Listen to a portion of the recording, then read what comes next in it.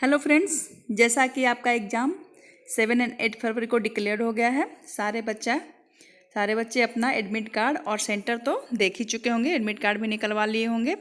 चलिए, तो अब बारी है फाइनल तैयारी की। आपको अभी भी लग रहा होगा कि बहुत कुछ पढ़ना बाकी रह गया है, ऐसा आपको फीलिंग आ रहा होगा बार बार, है ना।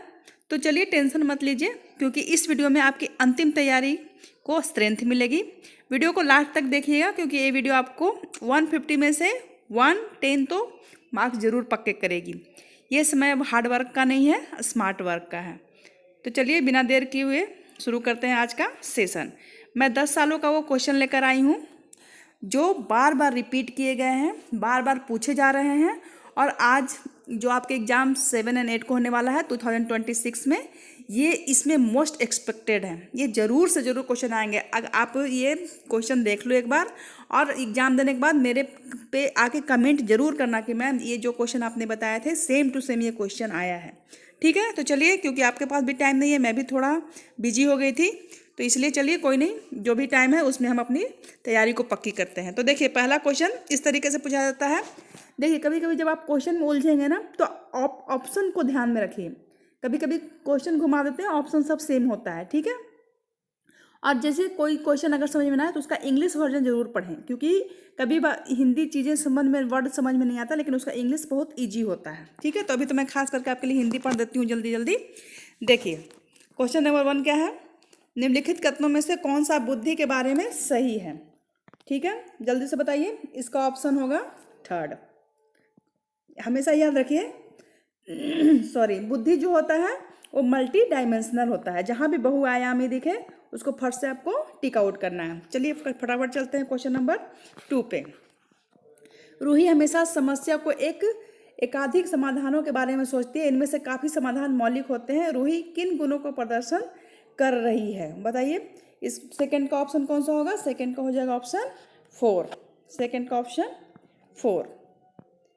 क्वेश्चन नंबर 3 देखते हैं। देखिए, थर्ड एक्सपेक्टेड नहीं था, इसलिए मैंने उसको हटा दिया। और ये 10 साल के पेपर में से घुमा फिरा के जो क्वेश्चन बार बार पूछे जाए वो मैं लेकर आई हूँ आपके लिए। ठीक है, सारे मिक्स कंटेंट मिलेंगे आपको। क्वेश्चन नंबर 4 देखिए। एक समावेशी कक्षा आएगा ही आएगा। एक शिक्षक को विशिष्ट शैक्षणिक योजनाओं को क्या करना चाहिए? बताइए जल्दी। क्वेश्चन नंबर 4 का आंसर होगा 2, सक्रिय रूप। जहाँ भी मैंने ये निगेटिव टैग और पॉजिटिव टैग का भी एक मैंने आपके लिए बना दिया था। अगर आपने वो नहीं देखा तो आप वीडियो जाके देख सकते हैं, एक नज़र में, वो शॉर्ट वीडियो है। ठीक है, जहाँ भी सक्रिय आता है वो ऑप्शन आपका सही है। चलिए क्वेश्चन नंबर 5 देख लेते हैं। देखिए, क्वेश्चन नंबर 5 में देखिए, पठन वैफल्य। बहुत बच्चों को ये वर्ड ही समझ में नहीं आएगा। तो जब ऐसी स्थिति आपके सामने आए एग्जाम में, आप हिंदी लैंग्वेज वाले अगर स्टूडेंट हैं और अगर ऐसी स्थिति आ जाए, तो आप इंग्लिश वर्जन को जल्दी से देखिए। तो देखिए, डिस्क्लेसिया तो आप पढ़े हुए हैं, और इसका भी मैंने एक शॉर्ट बना रखा है। अगर टाइम नहीं है तो एक नज़र में 1 सेकेंड में आप देख सकते हैं और क्लियर कर सकते हैं वो। ठीक है, तो देखिए, डिस्क्लेसिया तो पता है। डिस्क्लेसिया क्या होता है, क्या दिक्कत होती है बच्चों को उसमें? क्वेश्चन नंबर 5 का बताइए जल्दी से। 2 क्या होता है? धारा प्रवाह पढ़ने की अक्षमता। बच्चे अटक अटक के पढ़ते हैं, चीज़ों को समझने में उनको टाइम लगता है। ठीक है, क्वेश्चन नंबर 6 देखते हैं फटाक से। शिक्षा का अधिकार अधिनियम 2009 में उल्लेख की गई समावेशी शिक्षा की अवधारणा निम्नलिखित में से किस पर आधारित है? बताइए, किस पर आधारित है समावेशी शिक्षा? क्यों करवाई जाती है? बताइए। क्वेश्चन नंबर 6 का आंसर बताइए। 2, इसका आंसर होगा 2, अधिकार आधिकारिक मनावप्ती परिप्रेक्ष्य। ठीक है, आंसर देखिए ह्यूमनिस्टिक होगा इसका आंसर। ठीक है, ये नहीं है कि अगर बच्चे समावेशी में है, थोड़ा सा विकलांग है, तो उनको अलग कर दिया जाए या उनको सिर्फ इसलिए पढ़ाया जाए क्योंकि हम उन पर दया कर रहे हैं। नहीं, जो अधिकार 6 से 14 ईयर्स तक के बच्चों का है वो उनको भी मिलता है। चलिए क्वेश्चन नंबर 9 देखते हैं। ये क्वेश्चन बार बार रिपीट हो रहा है। छात्र केंद्रित शिक्षालय की क्या विशेषता है ना? चाइल्ड सेंटर पढ़ के थक चुके होंगे। अब इसका आंसर बताइए आप। अगर एग्जाम में अगर सेम क्वेश्चन आता है तो आप इसका क्या होगा? बच्चे के अनुभवों को प्रमुखता देना। हमें बच्चे की सारी बातों को प्रमुखता से सुनना है, देखना है, करवाना है। संवेग और संज्ञान, ये क्वेश्चन डायरेक्ट आता है, सेम टू सेम आता है। कई 10 सालों के क्वेश्चन में से 5 साल में ये पूछा गया है। संवेग और संज्ञान एक दूसरे से क्या है? बताइए, एक दूसरे में क्या है? क्वेश्चन नंबर 10 का बताइए जल्दी से। 2, सन्निहित है, एक दूसरे से क्या है? सन्निहित है। इसका आंसर क्या होगा? Inter women with. Question number 11 देखिए। संरचनावादी ढांचे में अधिगम प्राथमिक रूप से क्या करता है? अगर आपका जो फ्रेमवर्क है कंस्ट्रक्टिव है तो उसमें क्या होगा? 11 का आंसर बताइए। थर्ड। टाइम नहीं है इसलिए जल्दी जल्दी हम करते हैं। अब बोधन की क्षमता, जहाँ भी है बोधन आपका पॉजिटिव टैग है ना। Focus on progress of meaning marking. Okay, question number 19 देखते हैं। व्यक्तिक विभिन्नताओं का प्राथमिक कारण क्या है? बताइए। जो बच्चे अलग अलग होते हैं, हर बच्चे अलग अलग होते हैं, क्या होता है? उनका आनुवांशिक भी अलग होता है और पर्यावरण भी अलग होता है। ऑप्शन थर्ड बिल्कुल सही है। सेम टू सेम ये क्वेश्चन उठा के आने वाला है आपका एग्जाम में। अगर मान लीजिए अगर ये क्वेश्चन घुमा भी देता है, लंबा चौड़ा बना देता है, लेकिन ऑप्शन आपका यही रहेगा, इसलिए ऑप्शन को ध्यान में रख लीजिए आप। क्लियर? क्वेश्चन नंबर 20 क्वेश्चन भी दिखाऊंगी कि कैसे कितना लंबा लंबा पूछा जाता है। कुछ कुछ वन लाइनर होते हैं, कुछ आंसर सेम होते हैं, बस उसको घुमाया जाता है, तो इसलिए ना ऑप्शन को भी दिमाग में बैठाने की कोशिश करिए। क्वेश्चन नंबर 20 देखते हैं। निम्नलिखित में से कौन सा द्वितीयक समाजीकरण एजेंसी का उदाहरण है? देखिए, समाजीकरण को अच्छे से करिए। कभी प्रथम भी पूछा जा सकता है, द्वितीय भी पूछा जा सकता है, ज़्यादा यही दोनों पूछा जाता है, या तो प्रथम या तो द्वितीय। तो द्वितीय कौन है, सेकेंडरी कौन है बताइए? आपका विद्यालय और मीडिया है। कौन सा? आपका विद्यालय और मीडिया, बिल्कुल सही मार्क किया हुआ है ये। क्वेश्चन नंबर 21 निम्नलिखित अवधि में से किसमें शारीरिक वृद्धि एवं विकास तीव्र गति से घटित होता है? ये क्वेश्चन बहुत बहुत बहुत कंफ्यूज करता है। ठीक है, अब पूछ दिया है वृद्धि और विकास तीव्र गति से, और आपने पढ़ा होगा पियाजे वाला, है ना। तो पियाजे के हिसाब से अलग है, किसी और के हिसाब से अलग, लेकिन यहाँ पर ये पूछ रहा है किसी के हिसाब से नहीं, शारीरिक वृद्धि के हिसाब से इसे बताना है।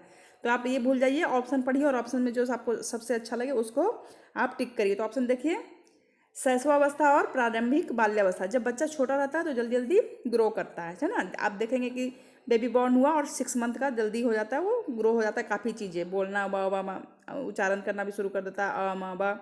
और जब वो प्रारंभिक बाल्यावस्था में जाता है तो ये ऑप्शन याद रखिए आप, शैशवावस्था एवं प्रारंभिक बाल्यावस्था। अगर ये ऑप्शन अलग अलग आता है तो इसका आंसर में दोनों जरूर होगा, उसमें टिक करिएगा। ठीक है, नेक्स्ट 22 देखते हैं।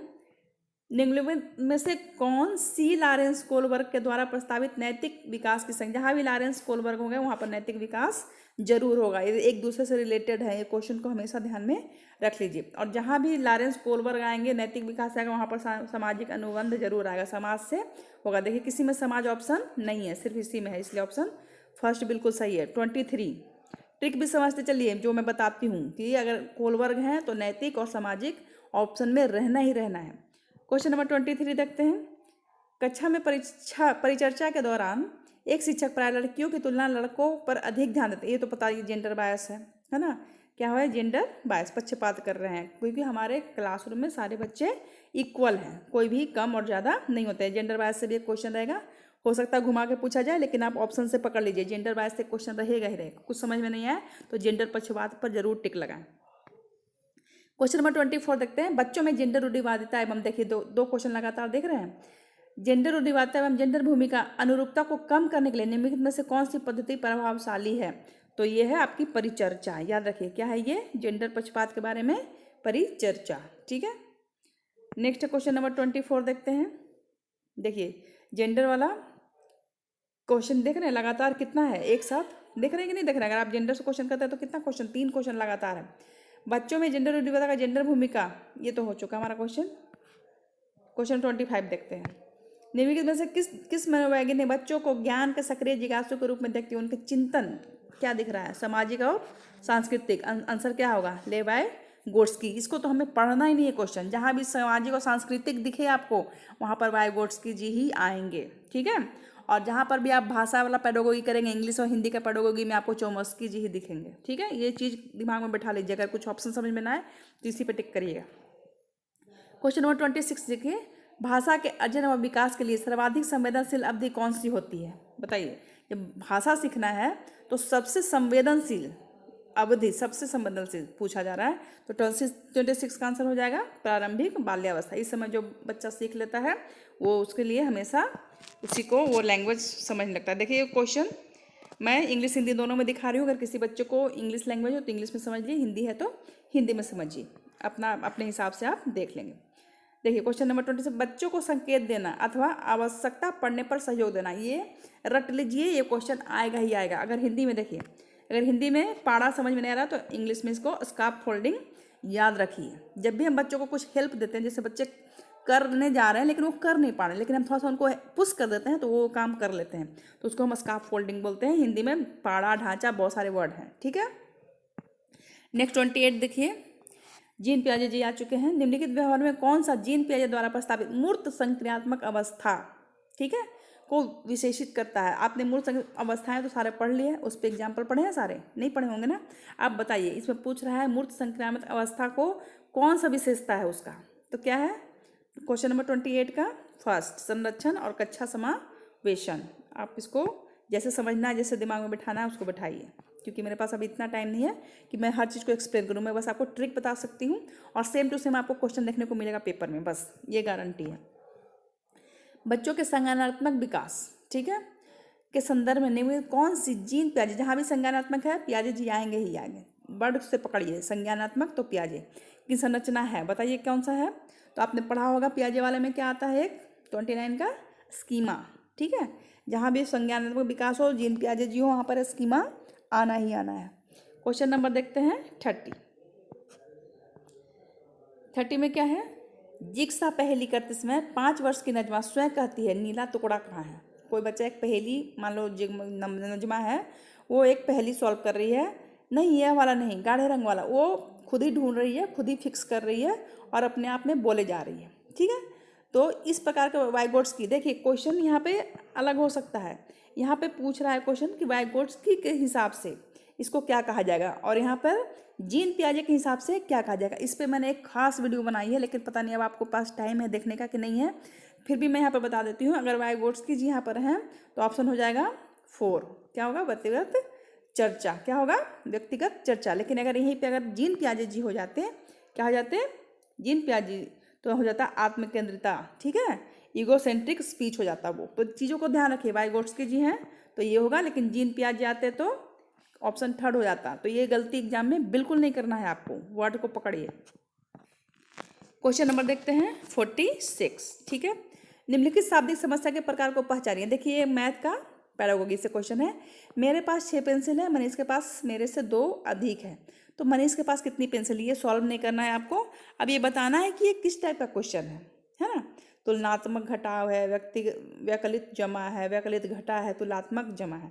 इसका ऑप्शन क्या होगा, कौन सा क्वेश्चन है, क्वेश्चन नंबर 46 का आंसर हो जाएगा 2, क्या होगा, जमा का मतलब क्या है, जैसे 6 पेंसिल है, मनीष के पास मेरे से 2 अधिक है, तो क्या होगा, 6 और 2 में एडिशन होगा, ठीक है। तो आंसर हो जाएगा क्या, इसका क्या है, एडिशन, ठीक है।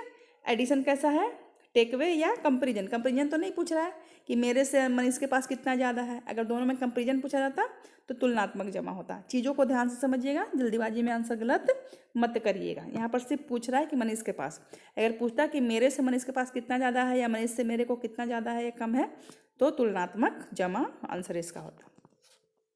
नेक्स्ट क्वेश्चन नंबर देखिए, ये आपका सीधे टेक्स्ट बुक से है, सीधा सीधा क्वेश्चन देखिए कैसे पूछा जाता है। ये क्वेश्चन कितनी बार पूछा गया है मैं बता नहीं सकती हूँ। नीचे दिए गए पक्षियों में कौन सी प्रजाति झटके से अपनी गर्दन आगे पीछे करती है, बताइए कौन सी होती है वो। 76 का आंसर क्या होगा, 3, मैना। कभी गलती मत करिए, गलती से भी, कौन सी होती है, मैना। नीचे दिए गए सूची पर विचार करिए, ठीक है, और बताइए कि इसमें से कौन सा भिन्न है। क्वेश्चन ईजी होता है लेकिन बच्चे गलती करते हैं जल्दीबाजी में। कौवा अलग है, घड़ियाल, कछुआ, मछली सब पानी में रहने वाले हैं, कौवा आसमान में उड़ता है।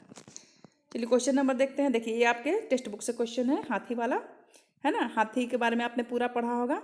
तो ये सारे चारों ऑप्शन आपको पढ़ लेने हैं और बताना है कि इसमें से कौन सा कथन सही है, ठीक है। तो आपका 78 का आंसर हो जाएगा 2। ये क्वेश्चन पढ़ लीजिएगा लेकिन, ठीक है, मैं नहीं पढ़ रही हूँ, देख रहे हैं कितना लंबा लंबा क्वेश्चन है। घरों में दिए गए विवरण का विचार कीजिए, सारे पढ़ना है आपको और बताना है कि इसमें आंसर कौन सा है। राजस्थान में कैसे घर है, मनाली में कैसे हैं, लेह में कैसे हैं।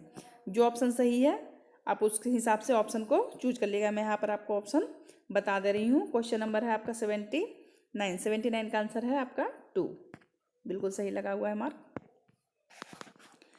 चलिए क्वेश्चन नंबर देखते हैं 84। अब देखिए ये भी आपका टेक्स्ट बुक से क्वेश्चन है। भारत की आज़ादी से पहले महात्मा गांधी ने जिस दांडी के समुद्र तट पर अपनी प्रसिद्ध यात्रा की थी वह भारत के दिए किस राज्य में स्थित है, ठीक है। तो किस राज्य में स्थित है दांडी, गुजरात में। ओके, चलिए 84 भी हमारा क्लियर है। अब देखते हैं हम 85। ये सब सीधा सीधा क्वेश्चन टेक्स्ट बुक से पूछा जा रहा है, हो सकता है ये क्वेश्चन पूछा गया। अब पूछ ये डांडी कब हुआ था, कैसे हुआ था, तो आप इसको क्लियर करके रखिए। उच्च ज्वर, तेज बुखार के साथ कंप में जिसका उपचार सिनकोना पेड़ की छाल से किया जाता है, वह है कौन सी बुखार होती है जिसमें कपकपी आता है और जिसके लिए हमें सिनकोना नाम की दवाई लेनी पड़ती है? तो 85 का आंसर क्या है, जल्दी बताइए। ओके, 85 का आंसर है फर्स्ट, क्या है उसका, मलेरिया के लिए होता है वो।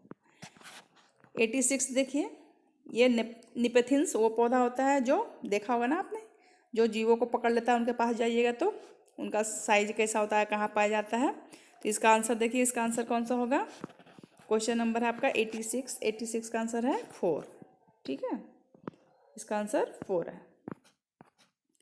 चलिए देखिए, अभी टेक्स्ट बुक से आपका क्वेश्चन आ गया है, क्या है, चोराओ नाच कहाँ के लोग करते हैं? तो कहाँ के लोग करते हैं, झारखंड के लोग। कहाँ के लोग, झारखंड के। तमिलनाडु के निकटवर्ती राज्य है। आप देखिए आपको कैसे कैसे क्वेश्चन कवर करना है। तमिलनाडु के निकटवर्ती राज्य कौन है, तो तीसरा आंध्र प्रदेश है, केरल है और कर्नाटका है। ओके, देखिए एनसीएफ से क्वेश्चन देखने को मिलेगा। एनसीएफ 2005 के अनुसार निम्नलिखित में से क्या प्राथमिक स्तर पर पर्यावरण अध्ययन शिक्षण का उद्देश्य होना चाहिए? देख लीजिए क्वेश्चन कितना लंबा है, एक पैराग्राफ में आ भी नहीं रहा। पहले तो आप 4 ऑप्शन पढ़िए, बताइए कौन सा है इसमें। तो आप पढ़ के समझिए कि देखिए क्वेश्चन अभी से समझने की प्रैक्टिस कर लीजिए, स्पीड अप हो जाएगी। तो 89 का आंसर है आपका थर्ड, सॉरी आंसर है थर्ड। 90 का देखिए, ठीक है, देखिए एक डायरेक्शन से क्वेश्चन मिलेगा आपको देखने के लिए। आप पढ़ लीजिए क्वेश्चन, एक डॉक्टर है, इसका डायग्राम भी बना लीजिए, नीचे रफ के लिए जगह रहता है, तो इसका ऑप्शन मैच करिएगा, इसका आंसर है फर्स्ट, ठीक है। क्वेश्चन नंबर 90 का ऑप्शन कौन सा है, फर्स्ट। ओके, नेक्स्ट चलते हैं। अब देखिए आ गया हमारा मैंने पैसेज का क्वेश्चन तो हटा दिया क्योंकि पैसेज तो हर बार चेंज हो जाते हैं। मैं इंग्लिश और हिंदी पेडागोगी क्वेश्चन आपके लिए लेकर आई हूँ। ओके, तो देखिए एक क्वेश्चन नंबर है, विच एमंग, इसमें दोनों सब क्वेश्चन अलग अलग है। Which among the following does not come under the meaning based activities, है ना। तो मीनिंग बेस्ड एक्टिविटीज नहीं है, वो बताना है हमें। जो मीनिंग बेस्ड एक्टिविटीज नहीं है कौन सा है, तो आपका हो गया 106 का आंसर कौन सा हो जाएगा, बताइए जल्दी से। बिल्कुल बिल्कुल सही, reading out every word loud and translate it, ये मीनिंग नहीं है, ठीक है, एक्टिविटीज कराने का। चलिए क्वेश्चन नंबर देखते हैं। ओके, क्वेश्चन नंबर देखते हैं। 107 कट गया है इसका नंबर, चलो कोई नहीं। कहता है, इसको ऊपर कर ले थोड़ा, या पहले क्वेश्चन नंबर 110 देख लेते हैं, बार बार ऊपर नीचे करना पड़ेगा। द टर्म, है ना, कंपेरिजन इनपुट एसोसिएटेड विथ, ठीक है। तो जैसे भी 110 देखिए क्या है, ये स्टेफन क्रेशान, ये याद कर लीजिए, हो सकता है ये डायरेक्ट क्वेश्चन आ जाए, ठीक है। चलिए नेक्स्ट है आपका, अब थोड़ा ऊपर करती हूँ। Comparison is a skill of the reading and a piece of the text closely or intensely for the purpose of the exciting specific information from the text। तो क्या है ये, इसका आंसर क्या होगा बताइए, इसका आंसर होगा लोकल। क्या होगा इसका answer, local. Which of the following is not, देखिए क्वेश्चन नॉट से ज़्यादा है, हटा कर देखते हैं उसको। हाँ, अब देखिए क्वेश्चन इसका क्या है, नॉट सब स्किल ऑफ रीडिंग, सब स्किल रीडिंग की सब स्किल जो नहीं है। तो 111 का आंसर क्या हो जाएगा, थर्ड। ट्रांसक्रिप्टिंग क्या है, सबस्क्रिप्ट नहीं है रीडिंग की। चलिए नेक्स्ट क्वेश्चन देखते हैं, साथ साथ में दोनों साइड के देखते जाते हैं, हमारा जल्दी हो जाएगा। It is a type of a writing in which the teacher provides the situation and the help the class to prepare it and the teacher continuously provides feedback, direction and expression of the idea of the learner. तो बताइए किस तरह से, अगर कोई, देखिए question समझिए, कोई टीचर है, वो क्या कर रहा है, हमेशा फीडबैक दे रहा है, डायरेक्शन दे रहा है, एक्सप्रेशन दे रहा है, तो कैसा होगा, गाइडेड राइटिंग होगा, वो गाइड कर रहा है ना। तो ठीक है, इसमें समझने की कोई बात ही नहीं थी, लेकिन बच्चे इसमें भी कंफ्यूज हो जाते हैं। चलिए 112 का देखते हैं। Which of one of the following list important in enhancing speaking skill of children, क्या है, हमें सबसे कम वाला बताना है भाई, सबसे अच्छा नहीं बताना है, जो सबसे। तो आस्किंग क्लोज इंडेड क्वेश्चन, अगर हम बच्चे से क्लोज इंडेड क्वेश्चन पूछेंगे 1 लाइनर, वो बस यस नो या आंसर याद करने से, हु इज राम, तो राम ही जब हुआ है, तो इससे उनको कुछ फ़ायदा नहीं होने वाला है। सबसे कम महत्वपूर्ण होते हैं ये क्वेश्चन जो क्लोज इंडेड होते हैं। जहाँ भी क्लोज इंडेड दिखे वो लिस्ट होगा, और सबसे अच्छा क्वेश्चन होगा जिसमें ओपन दिखे आपको। ठीक है, नेक्स्ट चलते हैं। देखिए, a teacher asked the student of the class 5th, ठीक है, to read the text thoroughly, ठीक है ना, thoroughly then she asked them to answer the question with reference to the context RTC. In the process she is the encouraging students for, तो वो किस लिए student को इनकरेज कर रहा है, जल्दी बताइए, बच्चे को किस लिए इनकरेज कर रहा है वो? टू, इसका आंसर हो जाएगा टू। इंटेंसिव करिएगा, इस जो लगा हुआ है ये रॉन्ग है, ये गलत है, इसका आंसर होगा इंटेंसिव रीडिंग के लिए। ठीक है, पहले चैप्टर पढ़ा दिया, ठीक है, थोरोली, और उसके बाद उन्होंने आंसर पूछा, तो ये क्या है, इंटेंसिव रीडिंग होता है। नेक्स्ट देख लेते हैं इधर वाले पहले। A primary level literature is helpful in a developing language of learners, तो 1113 का आंसर क्या हो जाएगा, फर्स्ट हो जाएगा। In authentic material covering various genders, ठीक है। नेक्स्ट है a teacher prepare a worksheet, ये क्वेश्चन हमेशा आपको लैंग्वेज में देखने को मिलेगा ही मिलेगा। And remove every 7th word, जहाँ भी हो 7th word, 6th word, 5th word, कोई भी वर्ड को रिमूव कर दे, वहाँ बच्चा लिखेगा। ठीक है, टीचर एक ऐसा टेस्ट बना रहा है, वर्कशीट बना रहा है, जहाँ पर वो कुछ लिख रहा है, कुछ बच्चों के लिए छोड़ रहा है कि बच्चे लिखेंगे वहाँ पर, तो उसको हम क्या बोलते हैं, बताइए 1114 को, उसको हम क्लोज टेस्ट बोलते हैं। क्लियर, ये क्वेश्चन आपका आएगा, सेम टू सेम आएगा ये क्वेश्चन। ठीक है, यहाँ पर 7th के जगह पर 5th दे दे, 4th दे दे, 3rd दे दे, कुछ भी दे सकता है, लेकिन इसका आंसर क्लोज टेस्ट ही होगा। क्वेश्चन नंबर देखिए 1115, language is arbitrary means that, इसका मतलब क्या हुआ। ठीक है, सबसे पहले तो इसके लिए आपको इसका मीनिंग जानना पड़ेगा, अगर इसका मीनिंग नहीं जानिएगा तो आंसर ही नहीं मिलेगा आपको। चलिए नेक्स्ट देखते हैं इसका आंसर क्या है। 1115 का आंसर है 3rd, there is no inherent relation between the words of a language and their meaning. Okay, इसको मैं अभी एक्सप्लेन नहीं कर पाऊंगी क्योंकि मेरे पास भी टाइम नहीं है, जैसे आपके पास टाइम नहीं है। चलो, ये तो क्लोज टेस्ट वाला हमने देख लिया था, लैंग्वेज वाला भी देख लिया, क्वेश्चन डबल 2 बार आ गया है, कोई नहीं। चलिए देखिए, ये देखते हैं आपका कौन सा क्वेश्चन है। देखिए, स्कार्फ फोल्डिंग से क्वेश्चन आपको और देखने को मिल रहा है। देखिए, क्वेश्चन इतना बड़ा है कि एक स्लाइड में आ भी नहीं पा रहा है। चलिए पढ़ते हैं। The teacher observe that the Parveen could not right a paragraph, ठीक है, उन्होंने ऑब्जर्व किया कि परवीन नहीं लिख रहा है, on her own her even brainstorming the topic. However, she was able to write it under adult or peer guidance. This guidance is called, ठीक है, तो उन्होंने जो उसको हेल्प किया, तो उस हेल्प को हम क्या बोलेंगे, अभी हमने बताया था, क्या बोलेंगे उस हेल्प को, स्कार्फ फोल्डिंग। जैसे ही बच्चे को हम थोड़ा सा मदद कर देते हैं, वो क्या हो जाता है, स्कार्फ फोल्डिंग। चलिए क्वेश्चन आ गया, हाँ आ गया। चलिए, the purpose of the textual exercise, है ना, टेक्स्ट है, इज नॉट टू, नहीं है, हमें नहीं बताना है। ऑप्शन ध्यान से सुनिएगा, पहले है वाला खोज लीजिए और जो नहीं लास्ट में बचता है उसको मार्क करिए, ऐसा अगर दिक्कत है तो देखिए इसका आंसर क्या होगा, टू। नहीं क्या है, मेमोराइज, हमें कोई भी चीज़ जैसे भी रोट लर्निंग बताएं, मेमोरी बताएं, मेमोराइज बताएं, वो ऑप्शन को पहले ही काटना है। नॉट पूछ रहा है तो काटो फट से, टाइम क्या वेस्ट करना है इसमें। चलिए 1118 का देखते हैं। इन अ मल्टी लैंग्वेज क्लासरूम, ठीक है, लर्नर कैन इंटरैक्ट, लर्नर कैसे इंटरैक्ट होंगे बताइए, in their own language and can be a mixed of the word from more than one language. ठीक है, इसका ऑप्शन फर्स्ट है, इसका ऑप्शन पढ़ लो, क्वेश्चन ये मल्टी लैंग्वेज से क्लासरूम से एक आएगा ही आएगा। Question number 119, okay, diagnostic system remedial teaching से क्वेश्चन बनेगा ही बनेगा। Diagnostic test and administrated to, diagnostic किस लिए होता है बताइए, 1119 का आंसर हो जाएगा। ऑप्शन इसमें नहीं दिख रहा है शायद, हाँ दिख रहा है, थोड़ा सा ऊपर कर देती हूँ, ये देखिए, इसका ऑप्शन हो जाएगा 4।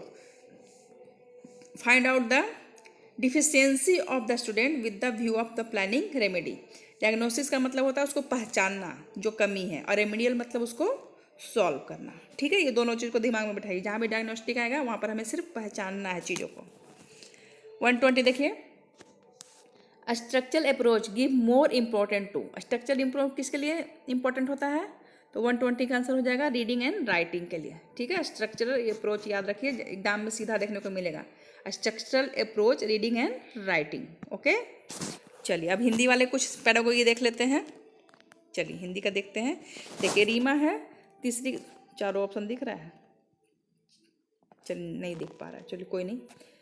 रीमा क्या है, तीसरी कक्षा में पढ़ने वाली है। रितिका की भाषा क्षमता, भाषा निस्पंदन संबंधी क्रमिक प्रगति का ब्यौरा और अभिभावकों को दिया। रीमा ने डैश के आधार पर यह जानकारी दी। रीमा उनके टीचर है और रितिका के बारे में वो सब उनके पेरेंट को बता रही हैं। तो उन्होंने क्या दिया है बताइए?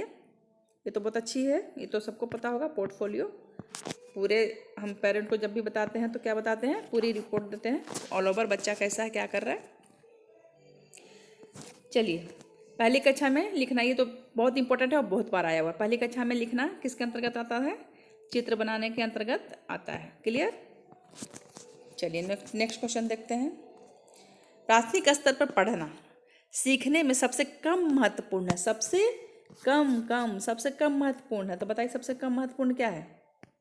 अनुमान लगाना, पढ़ने का उद्देश्य, अक्षरों की पहचान। और देखिए, प्राथमिक स्तर पर बच्चे को थोड़ी ना पता है पढ़ने का उद्देश्य क्या है, वो किस लिए पढ़ रहे हैं। बस उनको देख रहे बच्चे जाते हैं स्कूल, हम भी जाएंगे, उनको उद्देश्य से कुछ मतलब नहीं है। वो अनुमान लगाएंगे, अक्षरों को पहचानेंगे, जो संदर्भ है उसके अनुसार वो अर्थ जानेंगे। उनको अभी आप पहली दूसरी क्लास के बच्चे को उद्देश्य नहीं बता सकते। जहाँ भी भाषा अर्जन क्षमता है, वहाँ कौन से आएंगे? चोम्स्की जी आएंगे। कौन आएंगे? चोम्स्की जी आ जाएंगे। याद रखिए, भाषा अर्जन क्षमता, भाषा सीखने की क्षमता चोम्स्की जी ने बताया। प्राथमिक स्तर पर भाषा सीखने से भाषा संबंधी कौन सा संसाधन सर्वाधिक महत्वपूर्ण है? आपको यहाँ पर बताना है महत्वपूर्ण, सबसे ज़्यादा। तो क्या महत्वपूर्ण है बच्चों के लिए? हाथ में बाल साहित्य। वो फोटो देखेंगे, पलटेंगे, बच्चे न न्यूज़पेपर पढ़ेंगे, न टीवी में समाचार देखेंगे, न कंप्यूटर चलाएंगे। ठीक है, चीज़ों को समझ के काम करिए। बच्चे अपनी मातृभाषा का प्रयोग करते हुए हिंदी भाषा की कक्षा में अपनी बात करते हैं। तो ये क्या है? वन का ये स्वाभाविक है। हर बच्चा अपने लैंग्वेज में तो बात करेगा, थोड़ी ना कोई सीख के आएगा वो सेकेंडरी लैंग्वेज। चलिए क्वेश्चन नंबर देखते हैं।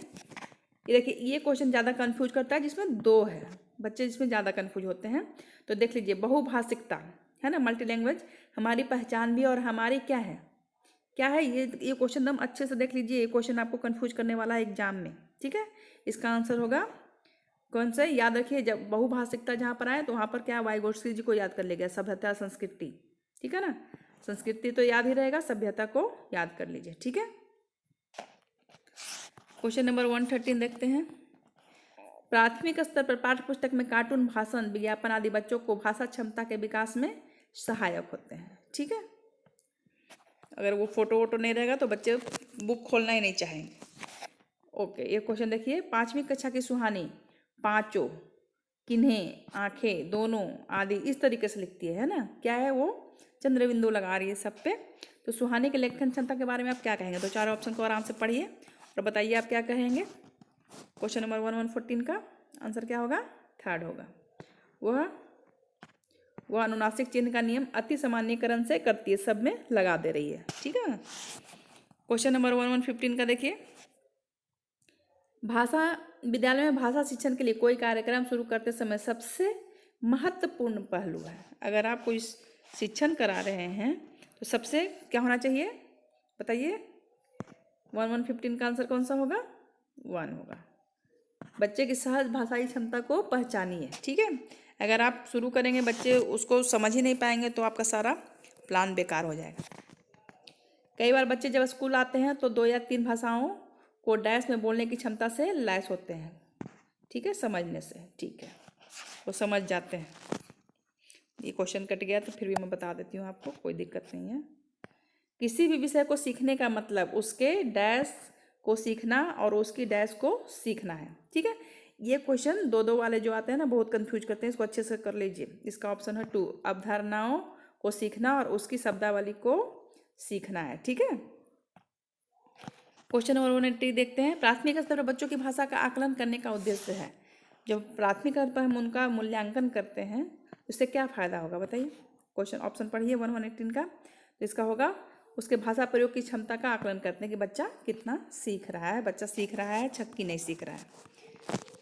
1119, इसमें से कौन सा भाषा आकलन में सबसे कम प्रभावी है? सबसे कम प्रभावी है। तो कहानी लिखना, घटना वर्णन, सूत्रलेख।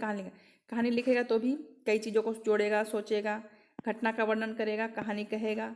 सबसे कम होगा श्रुतलेख, हम दे देंगे वो रट के आ जाएगा, इससे कोई फ़ायदा नहीं होगा उसको ज़्यादा। 120 देखिए देखिए, ये भी क्वेश्चन बहुत कंफ्यूज करता है। अंशतः सही है, पूर्णतः सही है। अगर सही है गलत है लिखा रहता तो फिर भी बच्चे कर देते हैं। ये अंशतः पूर्णतः में वो फंस जाते हैं। आकलन की प्रक्रिया में केवल बच्चे की क्षमताओं का आकलन नहीं होता, बल्कि शारीरिक शिक्षक की शिक्षण प्रक्रिया का भी आकलन होता है। तो इसका आंसर क्या है? ये पूर्णतः सही है। सही है, शिक्षण के शिक्षण होता है ना। सिर्फ ये थोड़ी होता है कि जैसे मान लीजिए क्लास में 40 बच्चे में से 20 बच्चे फेल हो रहे हैं, तो टीचर की भी कमियाँ होती है ना, उनका भी आकलन होता है। चलिए फिर ये देखिए आपका फिर है इंग्लिश पेडागोगी। ये दूसरे साल का मैं चूज करके लाई हूँ, जो बार बार रिपीट होते आ रहे हैं। Active vocabulary consist of the word which are. तो 143 का आंसर क्या हो जाएगा बताइए जल्दी से। 143 का आंसर हो जाएगा 2। ठीक है, मैं मैच कर देती हूँ, आप फटाफट देख लीजिए आपकी तैयारी कितनी है। जो नहीं आ रहा क्वेश्चन वो दिमाग में बिठा लीजिए पढ़ पढ़ के। 144 the measure of the teaching, ये पूछा जाएगा, क्वेश्चन इंपॉर्टेंट है। टीचिंग का एम पूछा ही जाएगा। The measure of the teaching poetry is. Poetry क्यों पढ़ाया जाता है बताइए, क्या होता है उसका पढ़ने से? पढ़ने का क्या मकसद है? अगर कोई कविता हम पढ़ा रहे हैं बच्चों को तो क्या होता है? उससे इंजॉयमेंट होता है और एप्रिसिएशन होता है। क्वेश्चन पूछा गया है कई बार। ठीक है, ओके। क्वेश्चन नंबर 145 देखते हैं। मॉर्फिम इज द, ठीक है, मॉर्फिम इज द, मॉर्फिम क्या है? तो 145 का आंसर हो जाएगा फर्स्ट। सॉरी इतना जल्दी जल्दी बोल रही हूँ, ठीक है, मेरा भी गला सूख रहा है। और smallest unit of meaning that can not be broken up, उसको हम क्या बोल देते हैं? मॉर्फिम। ये क्वेश्चन आएगा, घुमा के ही आएगा लेकिन आएगा जरूर। और मॉर्फिम क्या होता है? तो वैसे स्मॉलेस्ट यूनिट वाले वर्ड होते हैं जिसको हम तोड़ नहीं सकते हैं, छोटे छोटे वर्ड होते हैं। 146 का आप क्वेश्चन पढ़ लीजिए, मैं इसका आंसर बता देती हूँ। 146 का आंसर है 2 रिसोर्सेस। 147 देखिए डायरेक्ट क्वेश्चन पूछ दिया गया है, BICS का स्टैंड हो ना। आप थोड़ा सा इस तरीके का भी क्वेश्चन लिख लीजिए जिसका स्टैंड पूछा जाए, ठीक है ना। एब्रीविएशन वाले भी क्वेश्चन कभी कभी डायरेक्ट पूछ दिए जाते हैं। तो आंसर है 147 का थर्ड, ठीक है, basic inter social communication skills. 148 देखिए, a teacher a create a language rich environment in her class she should, वो क्या कर रही है? ऑप्शन दिखा देती हूँ सारा। क्वेश्चन नंबर 148 का आंसर है 2, इसका आंसर है 2। Provide opportunity where the language is seen notice and used by children, हर टीचर को यही करना चाहिए, पॉजिटिव है इसमें सारा चीज। क्वेश्चन नंबर 149 देखिए, literature for children is considered as an reading, ठीक है ना। तो 149 का आंसर क्या हो जाएगा आपका? 149, ओके। 149 का आंसर हो जाएगा first, authentic source of. Which of one of the following is not a form of the literature for the not, जहाँ भी नॉट आता है बताइए कौन सा होगा? थ्रेसर्स। डायरेक्ट क्वेश्चन है, रट्टा माना है तो मार लीजिए, अब मैं आपसे कुछ नहीं कर सकती, ठीक है।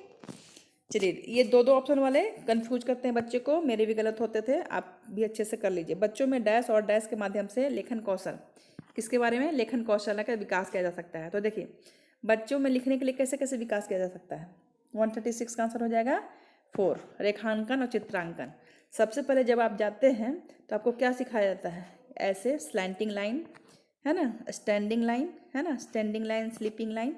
तो सबसे पहले तो आपको रेखांकन सिखाया जाता है। यहाँ पर इंग्लिश तो है नहीं, हिंदी का क्वेश्चन तो आपको हिंदी में ही मिलेगा। और चित्रांकन आपको पिक्चर बनाने की जाएगा, सर्कल बनाओ, शेप बनाओ, ठीक है ना। तो इस तरीके से याद रखिए, लेखन कौशल यहीं से शुरू होता है।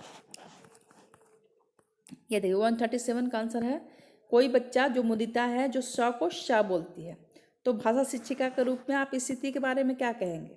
ठीक है, कहना है, बताना है कि आप क्या कहेंगे, कुछ करना नहीं है। 137 का आंसर हो जाएगा क्षेत्रीय भाषा का प्रभाव। बच्चा जिस परिवेश से रह के आया है वहाँ लोग जैसे श को श बोलते हैं वैसे वो बच्चा भी श को श बोल रहा है। 138, ठीक है, निम्नलिखित में से कौन से प्रश्न बच्चों की भाषा क्षमता के विकास सर्वाधिक सहायक है? सर्वाधिक, जैसे ही सर्वाधिक दिखे, तितली कली के पास कब गई होगी और क्यों, ठीक है ना। इसमें क्वेश्चन में क्या होगा? बच्चा सोचने पर मजबूर होगा, ठीक है। क्यों पूछ दिया गया है। जैसे तितली ने कली से क्या खेला, तो आंसर हो जाएगा ये खेला। तुम्हारी मनपसंद किताब कौन सी है, तो ये वाली है। डाल डाल का इस्तेमाल करते हुए वाक्य बनाओ, बना देंगे, लेकिन सबसे सोचने वाली है ओपन क्वेश्चन फर्स्ट, तो इसका आंसर हो जाएगा फर्स्ट। क्वेश्चन नंबर देखते हैं 139। चलिए हमारा भी ये खत्म ही होने वाला है, घबराइए मत, हो जाएगा आपसे, क्लियर कर लेंगे आप, अपने आप पर विश्वास रखिए, आप करके ही आएंगे। चलिए, सामाजिक अंतःक्रिया की अवधारणा किससे संबंधित है? सामाजिक, जहाँ भी सामाजिक दिख रहा है किसको करना है? अभी क्या बताई हूँ मैं, जहाँ भी सामाजिक आए वाइगोट्स्की आएंगे। स्किनर भाषा सीखने की प्रक्रिया में किस पे बल दिए हैं, जहाँ भी भाषा अर्जन क्षमता है वहाँ आएंगे स्किनर जी। क्या आएंगे? स्किनर। ठीक है, नहीं ये क्वेश्चन स्किनर भाषा सीखने की प्रक्रिया में अनुकरण पे किस पे जोर दिया है? बच्चे अनुकरण से सीखते हैं। किससे? जितना वो उस बार को दोहराएंगे उतनी जल्दी वो सीखेंगे, अनुकरण। ठीक है, 140 का आंसर है वो अनुकरण से। 141 का देखते हैं, बच्चों की भाषाई क्षमताओं को आकलन के लिए सर्वाधिक सहायक है। क्या सर्वाधिक सहायक है? बच्चों की पारस्परिक अनौपचारिक बातचीत। बच्चे जितने टॉकिंग करेंगे, कहते हैं ना कि ग्रामर सीखने से फ्लुएंसी नहीं आती, वो वाली बात है। बच्चे जितना टॉकिंग करेंगे, जिस भाषा में बात करेंगे उस भाषा को वो ज़्यादा सीखेंगे। आंसर 4 है इसका। 142 में देखिए, कौन सा प्रश्न कक्षा में बहुभाषिकता को पोषित करता है? ऐसा क्वेश्चन है जो मल्टी लैंग्वेजिज्म को प्रोत्साहित करता है। तो बताइए क्वेश्चन पढ़ के कौन सा है आपका? क्वेश्चन नंबर 142 है। 142 का आंसर कौन सा आएगा बताइए? आंसर हो जाएगा 3। ठीक है, फूलों की नाम अपनी भाषा में लिखो। ठीक है, ये मल्टी लैंग्वेज होगा, अपना अपना भाषा बताना होगा। 143 देखते हैं, इस कहानी में पहाड़ी घाटी शब्दों का इस्तेमाल हुआ है। पहाड़ी इलाके में जुड़े हुए शब्द सोचकर लिखो। यह अभ्यास प्रश्न किसका उदाहरण है? किसका उदाहरण है बताइए जल्दी से। शब्द भंडार में विकास करने के लिए खुद सोचेगा बच्चा शब्द में। क्वेश्चन नंबर 148 देखिए, प्राथमिक स्तर पर कौन सी गतिविधि बच्चों की मौखिक अभिव्यक्ति के विकास में सबसे कम प्रभावी है? ठीक है, ये क्वेश्चन कई बार रिपीट हुआ और सेम टू सेम आया है। तो 148 का आंसर हो जाएगा फर्स्ट, कहानी को शब्दांश दोहराना। ठीक है, सबसे कम, वो दोहराना नहीं होगा। जहाँ भी दोहराना तेहराना होगा वो आंसर को काटिए सबसे पहले। अपनी भाषा में कहना पॉजिटिव है, चित्र दिखाकर कहानी कहलवाना पॉजिटिव है, घटना का वर्णन करना पॉजिटिव है। नेगेटिव टैग को पहचानिए। अब अभी भी कह रही हूँ, नहीं रहे तो 1 सेकंड का टाइम निकाल के शॉर्ट वीडियो को देख लीजिए। ठीक है, 149, वीडियो अगर हेल्पफुल लग रही है तो कमेंट में यस तो लिख दीजिए। अगर नहीं टाइम है तो एग्जाम देने के बाद आके लिख दीजिएगा, पर लिखिएगा जरूर। मुहावरे और लोकोक्तियों के प्रयोग के संदर्भ में कौन सा कथन उचित है? 149 का आंसर कौन सा होगा? फर्स्ट। क्या होता है? मुहावरे और लोकोक्ति से हमारा जो भाषा है वो प्रभावित बनते हैं, अच्छे दिखाई देते हैं। मीता ने, लास्ट क्वेश्चन है हमारा, मीता ने सभी बच्चों को एक अनुच्छेद दिया है जिसमें हर 5वें शब्द, देखिए ये क्वेश्चन मैंने देखा ना, 7वें शब्द था वो, तो क्या था वो? क्लोज परिचित। एक इंग्लिश लैंग्वेज में देखिए सेम क्वेश्चन आया हुआ है, ये हिंदी में भी सेम क्वेश्चन आया हुआ है। लग रहा है आपको अब थोड़ा थोड़ा कॉन्फिडेंस आ रहा है क्वेश्चन देखने पे? ये 10 साल का क्वेश्चन का निचोड़ लेकर आई हूँ मैं।